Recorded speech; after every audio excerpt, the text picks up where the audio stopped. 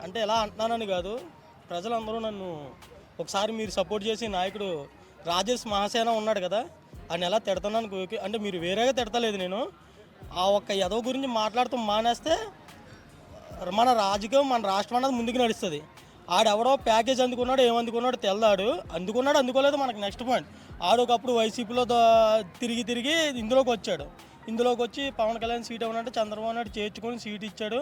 ఇప్పుడు నిప్పు పెట్టాలని పెడుతున్నాడో ఏడో కానీ నిప్పు అయితే రగలేసాడు. పెట్రోల్ వేసి అగ్గిపుల్లు అంటించాడు. అక్కడ పెట్రోల్ ఇంకా టీడీపీ నాయకులు ఇంకా కొందరు వేద్దాం అనుకుంటున్నారు. ఎందుకంటే పవన్ కళ్యాణ్ చేసి పనులు అటువంటివి ఉన్నాయి. ఇప్పుడు సీజర్ సిప్ ఒకటి, రేషన్ గోడౌన్లు ఒకటి, ఈ టీడీపీ వాళ్ళు బండారాలు బయటకు వస్తున్నాయి. వైసీపీ వాళ్ళు వస్తున్నా, అలా టీడీపీ వాళ్ళు వస్తున్నాయి. ఇతను ఏమని చెప్తున్నాడు, నేను తప్పు చేసినా సరే నన్ను కూడా వదలకండి, ఇంక్లూడెడ్ నాతో పాటు శిక్ష చేయండి అని చెప్తున్నాడు. దాని గురించి ఏంటంటే టీడీపీ వాళ్ళకి కూడా ఇప్పుడు భయం వేస్తుంది.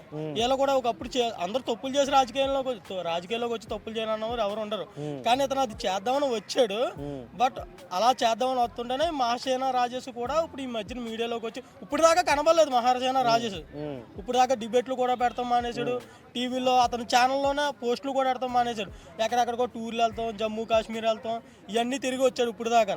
ఇప్పుడు ఏం కదిలిందో తెలదు. మరి లేకపోతే ఎంత ప్యాకేజ్ అందుకున్నాడో తెలదు, లేకపోతే ఎవరన్నా బ్లాక్మెయిల్ చేశారో తెలదు అతని మీద ఉన్న కేసుల గురించి. ఆ కేసుల గురించి ఏమైనా మాట్లాడవచ్చు తప్ప ఇదైతే ప్రజలలోకి వెళ్తే మన రాష్ట్ర భవిష్యత్తు పాడైపోతుంది తప్ప ఇంకోటి ఏముండదు. ఇప్పుడు డిప్యూటీ సీఎం పదవి అన్నదే ఎప్పటి నుంచో ఉంది, రాజకీయాలు స్టార్ట్ అయిన కాడి నుంచి ఉంది. ఇప్పుడు దాకా డిప్యూటీ సీఎం పదవి అన్నది ఎవరికైనా తెలుసా? నిజంగానే ఒకవేళ ప్రజలకే తెలుసా డిప్యూటీ సీఎం పదవి అన్నది? ఎవరికీ తెలియదు కదా. పవన్ కళ్యాణ్ ఎక్కిన వల్లే వస్తాం కాదు. అతను ఎమ్మెల్యే కింద ఉన్నా సరే పిఠాపురంలో ఎక్కడో మారుమూల పిఠాపురం, అక్కడ ఎన్నో గొప్ప విశిష్టలు ఉన్నాయి. మాది అటు సైడే పిఠాపురం. ఇప్పుడు దాకా ఎవరికైతే తెలదు పిఠాపురం అన్న పేరు. పిఠాపురంలో ఎంతో ఫేమస్ అయిన గుళ్ళు ఉన్నాయి. కొద్దిగా పక్కకి వెళ్తే పాండవులు యుద్ధం చేసుకున్నారు. అక్కడికి రామాయణం అంటారు. పాండవులు యుద్ధం చేసుకున్నారు. సీతమ్మ తల్లి పాదం ఉంటది, సీతమ్మ తల్లి గృహం ఉంటది. ఇన్నున్న పెద్ద పిఠాపురం ఇప్పుడు దాకా ఫేమస్, ఇప్పుడు దాకా రాలేదు. పవన్ కళ్యాణ్ అలా అడిగెట్టి అలాగే నేను పోటీ చేస్తున్నాను కానీ పిఠాపురం మొత్తం ప్రపంచం అంతా తెలిసింది. అవునా కాదన్న? అటువంటిది ఇప్పుడు చిచ్చు పెట్టడానికి ఇటువంటి కుక్కలు వస్తాయి మధ్యలో.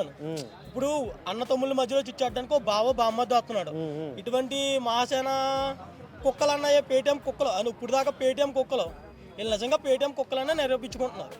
ఎందుకంటే మహాసేన రాజేష్ కూడా సపోర్ట్ చేశాడు, ఒకప్పుడు చేయలేదు అంటలే.